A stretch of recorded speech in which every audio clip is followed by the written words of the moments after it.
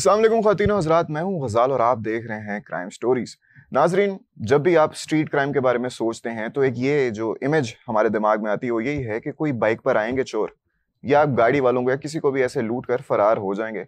लेकिन ये सोचना हमारे लिए बड़ा कोई अनफैथमेबल है कि कोई महंगी सी 2 करोड़ की गाड़ी पे आए, उधर से निकले और एक टूटी फूटी बाइक पे किसी बुजुर्ग आदमी को लूटे और फिर वहां से फरार हो जाए। It's quite an unusual happening और इसी बारे में आज सारी बात करेंगे क्योंकि आज की स्टोरी कुछ ऐसी ही है, काफी अनयूजुअल है और ये हमें बताएंगे उमर याकूब साहब। उमर साहब, क्या माजरा है सारा? देखिए गजाल, लाहौर का इलाका है गुज्जरपुरा, बैकवर्ड इलाका है, बहुत ज़्यादा अमीर लोग वहाँ पर नहीं रहते बिल्कुल। और कुछ वहाँ पर ना फैक्ट्रीज हैं और मजदूर तबका वहाँ पर ज़्यादातर रहता है। तो ये वारदात वहाँ पर हुई है। एक 2 करोड़ मालियत की एक फॉर्च्यूनर वो वहाँ पर मुख्तलिफ गलियों में गुजरती हुई नज़र आती है और एक गली में वो सुबह तकरीबन 9 बजे के करीब एक बुज़ुर्ग जो कि टूटी हुई मोटरसाइकिल पर आ रहे होते हैं, जिनकी एज तकरीबन 65 है, उन्हें वो गाड़ी से 2 बंदे उतरते हैं और उन्हें रोकते हैं। उन्हें लगता है शायद वो कोई एड्रेस पूछ रहे हैं, हाँ, रास्ता भूल गए हैं। जाहिर सी बात है, इतनी बड़ी गाड़ी में इतनी बड़ी उतरेंगे। सफ़र कर रहे हैं। तो वो साहब रुक के उनसे बात करने लगते हैं, तो वो गन निकालते हैं। बुज़ुर्ग देखते हैं कि ये क्या कर रहे हैं।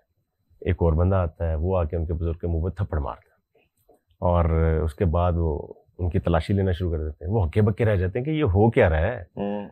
और इस दौरान उनके पास जो कैश होता है वो छीनते हैं और उनके पास एक बटनों वाला मोबाइल जिसकी कुल मालियत 5,000 रुपये, ज़्यादा से ज़्यादा, वो मोबाइल भी छीनते हैं और उसके बाद उन्हें धमकी देते हैं कि मुड़ जाओ वापस वरना मार देंगे। एक फॉर्च्यूनर में से 2 बंदे निकल रहे हैं और वो बटनों वाला मोबाइल और वो लेके भाग रहे हैं। हाँ, बटनों वाला मोबाइल और 5 कैश। लाख।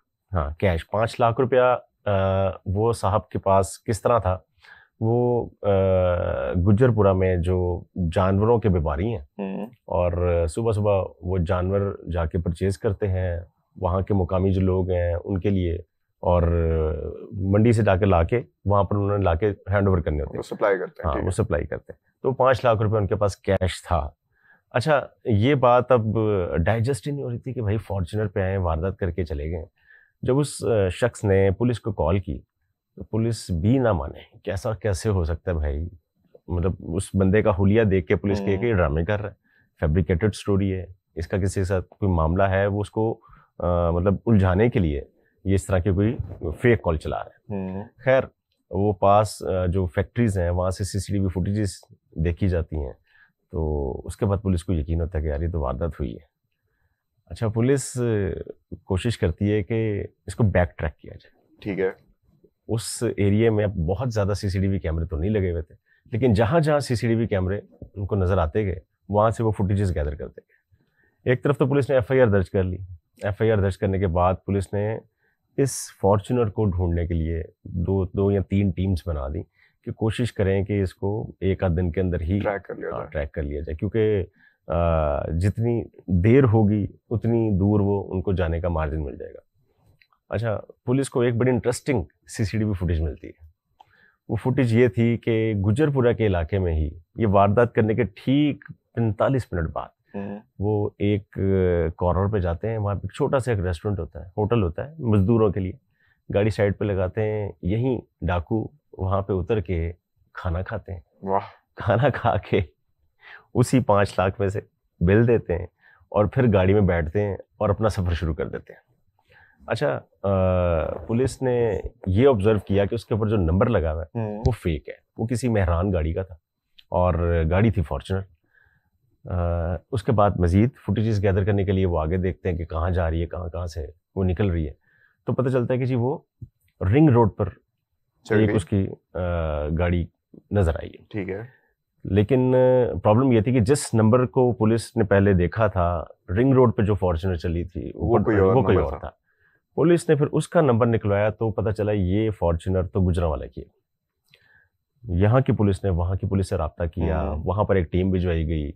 पता चला कि ये रेंट की गाड़ी थी। सही है। और 1 दिन पहले ही ली गई है और वो गाड़ी अभी वापस नहीं आई।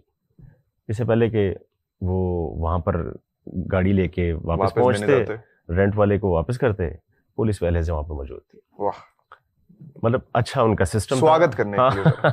मतलब उन्होंने अच्छा, मतलब जो इन्वेस्टिगेशन का तरीका था बड़ा अच्छा अडॉप्ट किया, इंडीड, कि डिले नहीं किया। और वो डिले ना करने का उनको ये फायदा हुआ कि जैसे ही वहां पे गाड़ी हैंड ओवर करने गए तो पुलिस ने उनको पकड़ लिया कि भाई आ जाओ और बताओ कि ये किया क्या। फिर इंकशाफ हुआ कि ये उसी रेंट वाले के एक जानने वाला है जो कि रेंट का ही काम करता है गाड़ियों का, उनका ये ड्राइवर है जिसने ये सारा प्लान किया था। और उसने कहा था कि बड़ी गाड़ी लेंगे, बड़ी गाड़ी पे वारदात करेंगे ताकि किसी को शक भी ना हो, छोटे इलाके के अंदर करेंगे जहां पे गरीब लोग होते हैं, ताकि जो कॉल करे तो पुलिस को यकीन भी ना आए। उनको आइडिया नहीं था कि वहां पर सीसीटीवी फुटेज मिल जाएगी या कैमरा लगा हुआ है। तो ये उनसे एक गलती हुई। और बड़ी प्लानिंग के साथ ना, देखिए बड़ी गाड़ी है, नाके पे कोई नहीं रोकेगा, तेज भागती है, जल्दी पहुंच जाएंगे। अगर पीछे पुलिस भी लगती है तो पकड़ना मुश्किल होगा। मतलब पुलिस के जो डाले हैं वो अगर फॉर्च्यूनर के पीछे लगेंगे तो चेज करना थोड़ा सा मुश्किल है। तो वो उसने पूरी प्लान जो बनाया था वो यही था।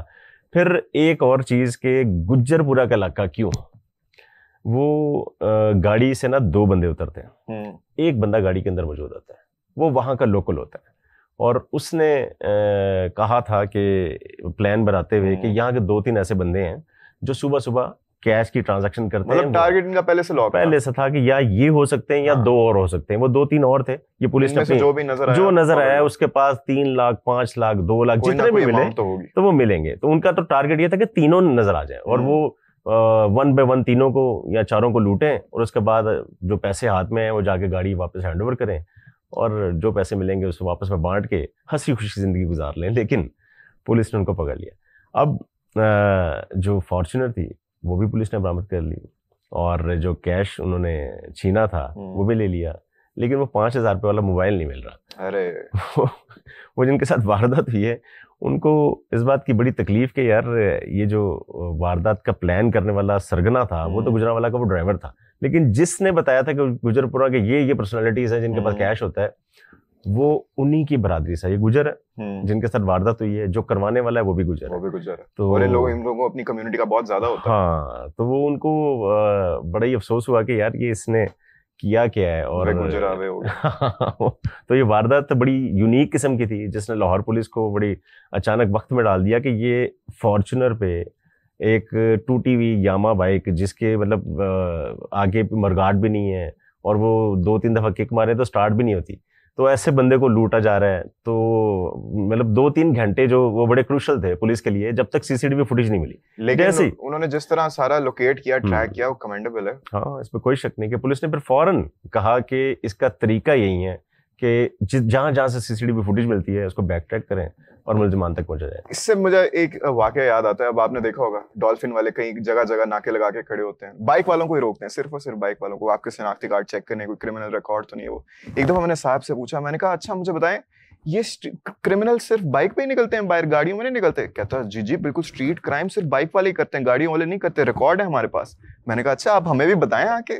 तो उनको कुछ कहना चाहेंगे आप? डेफिनेटली ना, यही तो चौंका देने वाला काम था कि उस प्लानर ने, जो सरगना था, उसने यही तो प्लान किया था कि एक तो वारदात करेंगे बड़ी गाड़ी पे, छोटे इलाके में करेंगे, किसी ऐसे बंदे के साथ करेंगे कि वो पुलिस को कॉल करे तो पुलिस माने ही ना। और ऐसा हुआ, मतलब उनको कोई 2.5 से 3 घंटे लगे ये साबित करने में।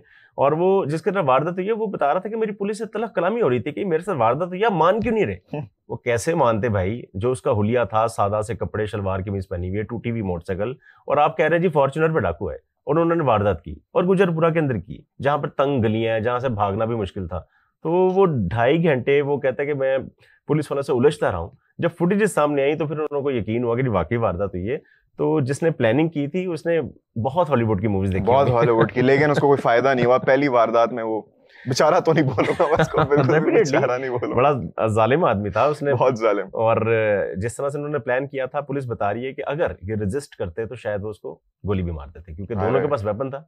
और वो वेपन के अलावा जिस तरह से वो तशद्दुद कर रहे थे, थप्पड़ मार रहे थे, इससे तो लग रहा था वो लीथल है। और अगर ये जरा सी भी रेजिस्टेंस शो करते तो they could have done anything. Yes. इस वक्त वो पुलिस की कस्टडी में। वो बुजुर्ग को इस वक्त सबसे ज्यादा दुख इस बात का है कि वो 5,000 रुपये, वो फोन नहीं मिला उसमें, क्या कौन सी चैट्स होंगी, बेचारा वो फोन नहीं मिला। लेकिन खैर अब पुलिस को पुराना फोन है, कहने कि 20-22 साल पुराना फोन, यादें भी हैं उसके साथ। वरना आज के दौर में एंड्रॉइड, आईफोन, कितने फोन आ गए, पुराने जमाने की बटन वाला फोन आज भी रखा हुआ है। और कौन कौन होगा उस फोन में। हाँ, अल्लाह ताला आसानियां फरमाए। बहरहाल very interesting story, very interesting CCTV footages ने बड़ा ही चौंका दिया, जिस तरह से उन्होंने तरीका वारदात अपनाया था। वो गलियों में घूम रहे थे, क्योंकि फुटेजेस फिर बाद में पता चलता है पंजाब पुलिस किसी से कम नहीं। हाँ, जब करने को आए, इनका दिल वगैरह प्रॉपर हो तो मिनटों में सारा केस सॉल्व कर देते हैं। बिल्कुल ऐसा ही है। लेकिन इसके साथ साथ पुलिस पे भरोसा भी जरा आपका रिस्टोर होना चाहिए कि कितनी जल्दी उन्होंने सारा केस सॉल्व कर दिया। उमर साहब, थैंक यू वेरी मच। आप लोगों का भी बहुत बहुत शुक्रिया आज की एपिसोड देखने का। इस वेरी अनयूजुअल एंड स्टोरी के बारे में जो भी आपका फीडबैक हो, कमेंट्स हो, नीचे कमेंट सेक्शन में जरूर दीजिएगा। अल्लाह हाफिज।